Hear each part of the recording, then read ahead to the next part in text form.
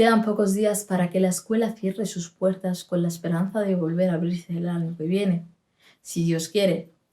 A que muchos pensamos qué temas más bonitos e interesantes tratamos en este programa y en cada Ramadán. Sin embargo, sentimos cierta amargura por no poder cumplir con todo lo que nos gustaría. ¿A que sí? ¿Quieres saber por qué? Acompáñame.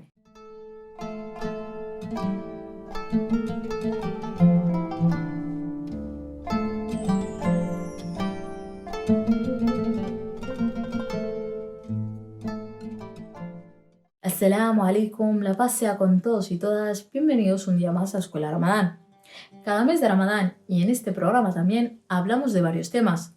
Todos nos incitan a esforzarnos, a aplicarnos, a aprovechar el cambio producido por el ayuno del mes de Ramadán para acometer una transformación personal, espiritual, moral y social a mejor. Sin embargo, la mayoría de nosotros no logramos desarrollar estas iniciativas o lo intentamos, pero luego cedemos ante la impotencia o la incapacidad. ¿Por qué?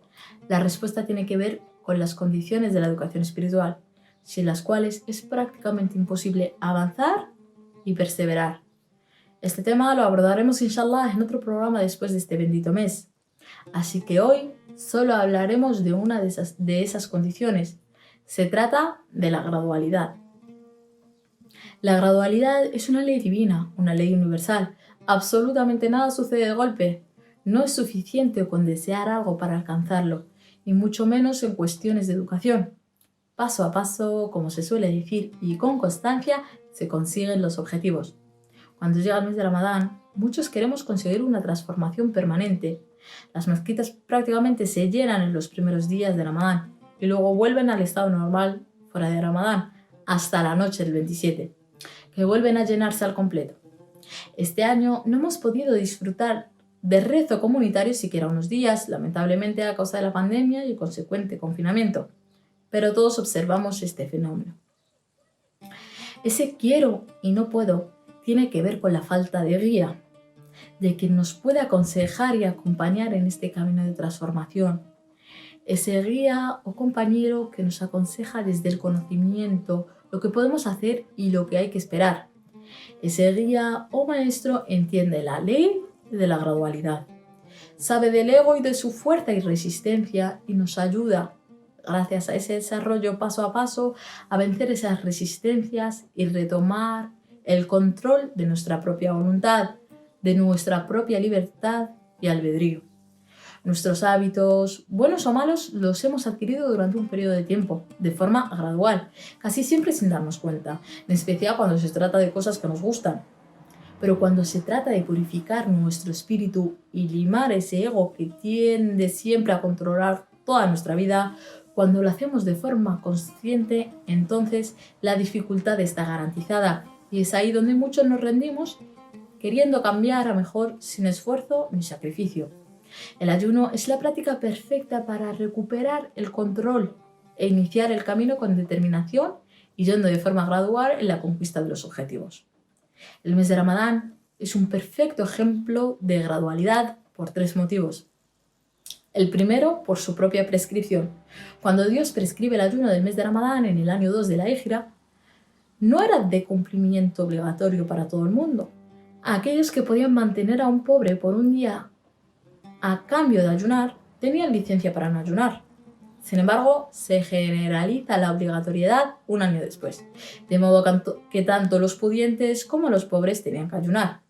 El segundo es la división de la práctica espiritual del mismo mes de Ramadán. El profeta Muhammad, la paz sea con él, dijo que la primera parte del mes era misericordia, la segunda, perdón, y la última, liberación. Asimismo, los últimos 10 días de Ramadán es cuando más se intensifica la práctica espiritual, llegando al retiro llamado Etikaf. Consiste en que quienes quieren se retiran en las mezquitas para dedicarse exclusivamente a la adoración a Dios. Y el tercero, por su reiteración anual, lo que significa que año tras año hay que ir mejorando y escalando en niveles de fe y conciencia. El Sagrado Corán y el ejemplo del profeta Muhammad, la paz y las bendiciones de Dios sean con él, nos enseñan dos cosas al respecto muy importantes. Por una parte, la importancia de la gradualidad y la paciencia, y por otra, la tendencia del ser humano a la prisa y la precipitación. Allah dice: en verdad, el hombre es impulsivo. Y dice: ciertamente el hombre es impaciente por naturaleza. Dios nos habla de la naturaleza del ser humano y al mismo tiempo nos exhorta a la paciencia. Nos ilustra cómo todo pasa por fases para alcanzar la plenitud, incluso la creación de los cielos y la tierra, o la creación del ser humano maravillosamente descrita en los versículos 12 a 14 del capítulo de los creyentes. Esta ley divina no se limita a los fenómenos naturales y biológicos, sino incluso en la revelación misma del Sagrado Corán y de la legislación. Allah Altísimo dice: y a este Corán te lo hemos revelado en partes para que se lo recites a los hombres gradualmente. Te lo hemos ido revelando poco a poco. Si el Corán hubiese sido revelado de un golpe, nadie lo asimilaría y nadie lo seguiría, por muy buenas enseñanzas que tuviere. Sin embargo, Dios, el creador de todo, el que lo sabe todo y puede con todo, nos enseña la necesidad de respetar el orden de las cosas. Nos enseña que no se puede pretender alcanzar la plenitud o la excelencia sin pasar por diferentes fases.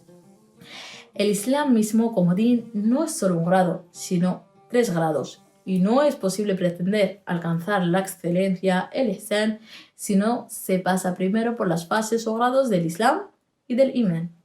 Al igual que no es posible comenzar la construcción de un edificio por el tejado.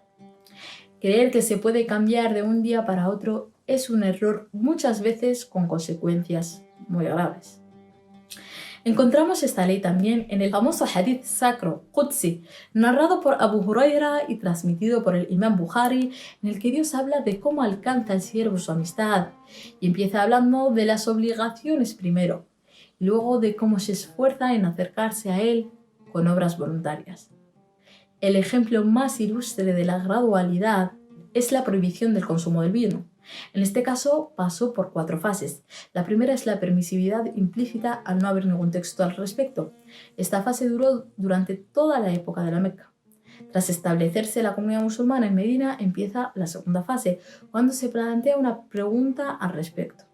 Dios dice: te preguntan, oh Muhammad, acerca de las sustancias embriagantes y los juegos de apuestas. Diles: son de gran perjuicio, a pesar de que también hay en ellos algún provecho para los hombres, pero su perjuicio es mayor que su provecho. El criterio es evidente, pero no se prohíbe directamente dado al fuerte arraigo del consumo de vino entre los árabes de esa época, hasta ser el vino uno de los temas ensalzados de la poesía preislámica. Esta segunda fase ofrece un juicio de valor, pero no legisla. En la tercera fase tampoco va a prohibirlo del todo, pero sí limitará su consumo. Allah dice: oh creyentes, no hagáis la oración cuando estéis ebrios hasta que no sepáis lo que decís. Esta orden ha obligado a los compañeros que bebían a no hacerlo durante el día, hasta después del último rezo de la noche. A estas alturas ya casi no había musulmanes que bebían, pero mucha gente se convertía al Islam que sí seguían consumiéndolo. La cuarta y definitiva fase ha sido la prohibición absoluta al revelarse la orden divina que dice Dios: oh creyentes, los embriagantes, los juegos de apuestas, los altares sobre los cuales eran degollados los animales como ofrenda para los ídolos y consultar la suerte valiéndose de flechas son una obra inmunda de Satanás.